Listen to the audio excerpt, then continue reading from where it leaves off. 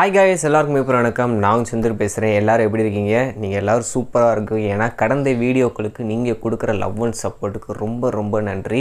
நான் என்னதான் உங்களோட பணம் வேஸ்ட் ஆயிர கூடாது, கொடுக்கிற காசுக்கு ஒரு ஒர்த்தான ப்ராடக்ட்டை உங்களுக்கு கொண்டு வந்து சேர்க்கணும்னு சொல்லி நான் வீடியோ போட்டாலும் அதை வந்து நீங்க கரெக்ட்டா அங்கீகரிச்சு எனக்கு ஒரு சப்போர்ட் தரீங்க பாத்தீங்களா? அதுக்கு ரொம்ப நன்றி.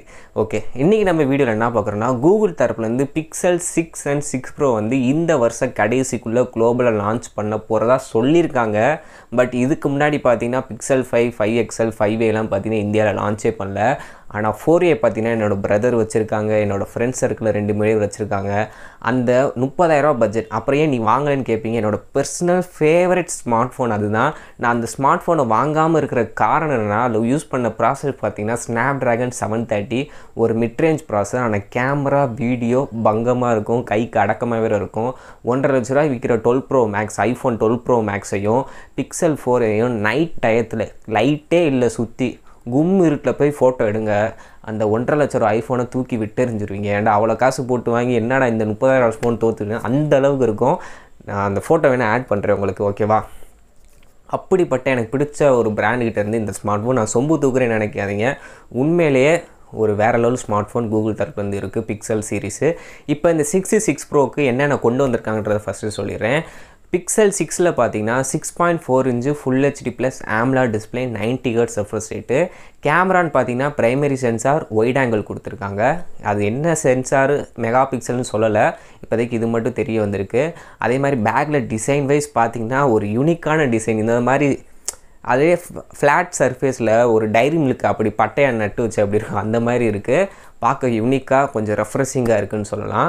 அடுத்து Android 12ஓட பார்த்திங்கன்னா இந்த ஃபோன் வரப்போகுது out of the box. On screen fingerprint sensor கொடுக்க போகிறாங்க. இதில் வந்து பார்த்திங்கன்னா கூகுள் ஸ்னாப்ட்ராகன் ப்ராசரையோ மீடியாடெக் ப்ராசரையோ யூஸ் பண்ணல, அவங்களோட சொந்த சிப்பான கூகுள் டென்சார் அப்படின்ற புது சிப்பை வந்து உருவாக்கியிருக்காங்க. இதனால் என்ன அட்வான்டேஜ் அப்படின்னு கேட்டிங்கன்னா கொஞ்சம் யோசிச்சு பாருங்கள், உங்களுக்கு புரிகிற மாதிரி சொல்கிறேன். ஒரு ரெடிமேடில் போய் ஒரு பேண்ட் சட்டை எடுத்து போடுறதுக்கும் உங்களோட அளவை சைஸாக அளந்து உங்களுக்குன்னு தனியாக தச்சு நீங்கள் சட்டை போடுறதுக்கும் ஒரு வித்தியாசம் இருக்குது, அதானே?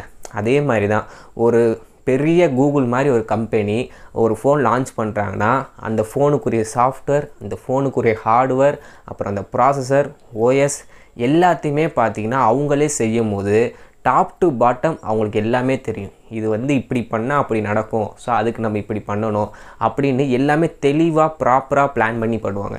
இதே தான் பார்த்திங்கன்னா ஐஃபோனும் பண்ணுவாங்க. ஏன்னா அந்த ப்ராசஸர் பார்த்திங்கன்னா பயானிக் சிப்பு பார்த்திங்கன்னா ஐஃபோனோடது, உள்ளே யூஸ் பண்ண சாஃப்ட்வேர் ஐஓஎஸ் அதுவும் ஐஃபோனோடது. ஸோ மேனுஃபேக்சர் டிசைன் எல்லாமே பார்த்திங்கன்னா அவங்களே பண்ணுவாங்க. அதனால தான் இன்னமும் பார்த்திங்கன்னா ஐஃபோன் வந்து அப்படி இருக்குது. இப்போ கூகுள் பார்த்திங்கன்னா ஆண்ட்ராய்டு உங்களை எல்லாத்துக்கும் தெரியும் கூகுளோடது.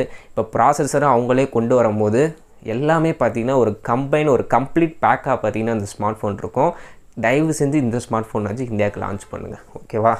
அடுத்ததான் இந்த 6 ப்ரோவில் என்ன பண்ணியிருக்காங்கன்னா 6.67 inch ஃபுல் HD ப்ளஸ் கிடையாது, quad HD plus AMOLED display, 120 Hz refresh rate. இது வந்து கர்வ் டிஸ்பிளேயில் வரப்போகுது. இதில் 3 சென்சார் இருக்குமா, primary sensor, ultra wide, 4x digital zoom.